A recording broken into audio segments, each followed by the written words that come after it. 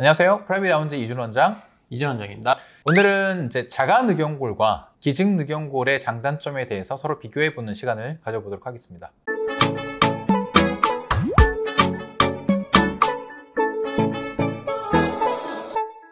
자가늑연골이든 기증늑연골이든 결국은 코끝의 모양을 잡을 때 사용하는 재료입니다. 코의 가운데 기둥, 코끝 연장술이라고 하죠. 코끝의 가운데 기둥을 대고 거기다 연골을 묶어서 코끝의 높이 모양을 잡을 때 사용하는 재료인데, 결국은 내 연골을 쓰느냐 아니면 기증받은 연골을 사용하느냐에 따라서 자가늑연골과 기증늑연골로 나뉘게 됩니다. 기증늑연골을 쓴다고 하면 다른 사람 연골을 가져와서 그냥 바로 쓰는 거 아니냐, 혹은 잘라서만 쓰는 거 아니냐, 그래서 염증 리스크가 높지 않냐, 그런 질문들을 굉장히 많이 하시는데, 바이올로직하게 상품화되어 있는 거기 때문에 다른 사람의 연골을 가져와서 생길 수 있는 면역 반응이라든지 이런 것들이 없도록 다른 세포 성분을 다 제거하고 사람의 연골 성분만 유일하게 남겨놓은 제품이라고 생각하시면 됩니다. 기증늑을 쓴다고 해서 이게 굉장히 염증 리스크가 높아진다 라고 하는 거는 조금 어폐가 있다고 생각은 하고, 실리콘 보형물에 비해서는 사람 연골 성분이기 때문에 좀 더 안전한 재료로 할 수 있습니다. 자, 기증늑연골의 최대 장점은 간편하다는 거죠. 이미 이제 연골이 채취가 돼 있는 상태고 특별히 채취를 하거나 절개창을 낼 필요가 없기 때문에 바로 사용할 수 있다는 간편한 장점이 있습니다. 그리고 케이스에 따라서 모양과 크기를 다양하게 잘라서 사용할 수가 있기 때문에 그런 간편성에 있어서는 아무래도 장점이 있다고 볼 수 있죠.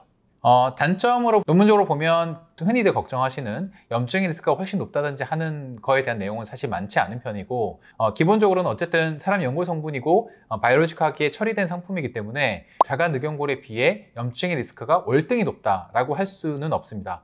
다만 아무래도 자가늑연골을 쓰는 거에 비해서 흡수가 되는 경향들이 좀 더 있다라는 논문적 결론들은 있는 편입니다. 다만 그 흡수율이라는 얘기도 저희가 늑연골을 어떻게 쓰느냐에 따라서 일정 부분 커버할 수 있다고 생각하기 때문에, 기증늑을 쓴다고 해서 무조건 흡수가 되고 그게 낮아질 거다라는 생각은 굳이 하지 않으셔도 됩니다. 이게 흡수가 된다고 해서 필러나 이런 것처럼 흡수가 돼서 완전히 다 없어지느냐? 보통 그렇진 않죠. 어느 정도 흡수가 되더라도 전체적인 강도를 좀 유지하게끔 그런 대비가 좀 필요하죠. 자, 자가늑의 장점, 자기 재료이고 단단하고 많은 양을 쓸 수 있습니다. 사실 이 장점이 굉장히 크기 때문에 자가늑을 초이스해야 되는 경우들은 분명히 있습니다. 연골 자체가 양이 많기 때문에 아무래도 이제 수술을 여러 차례 하신 분들의 그야말로 재건, 이것저것 다 만들어야 될 경우 많은 재료가 필요하기 때문에 그런 경우는 자가늑이 월등히 장점을 가지고 있습니다. 다만 이제 방법적인 측면에서는 단점이 분명히 있죠.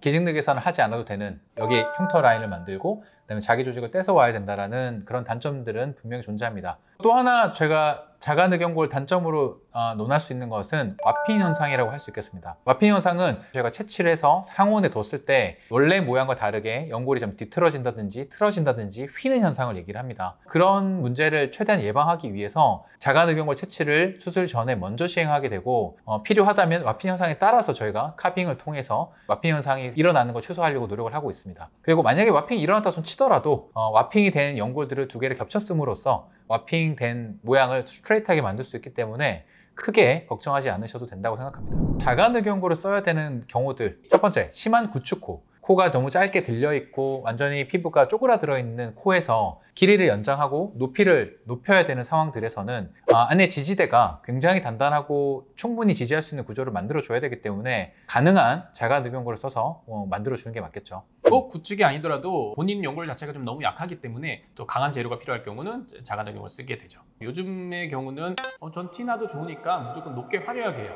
이런 거를 요구하시는 분이 많이 있습니다. 높이기 위해서는 튼튼한 지지대가 필요할 텐데 그런 케이스에서는 자가늑연골을 쓰게 되죠. 재수술에서는 이제 자가늑이 꼭 아니더라도 늑연골이 필요한 경우는 당연히 많이 있습니다. 근데 아무래도 자가늑이 필요한 케이스들은 낮은 코에서 많이 높인다든지 구축된 상태, 딱딱한 상태라든지 더 많은 양의 강도가 필요한 경우들에서는 아무래도 기증늑을 쓰는 것보다는 자가늑연골을 초이스하는 것이 훨씬 수술 결과에 많은 도움이 되겠죠.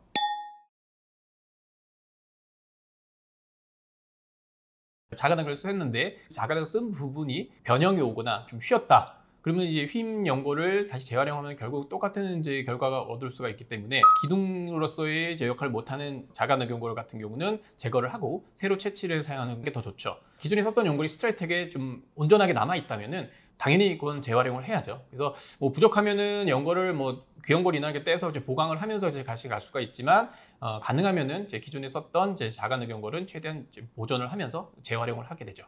자가늑연골과 기직늑연골의 장점과 단점 그리고 어떤 경우에 사용하는지에 대해서 알아보는 시간을 가지고 왔습니다. 지금까지 프라이빗 라운지 이준호 원장 이재훈 양이었습니다. 감사합니다.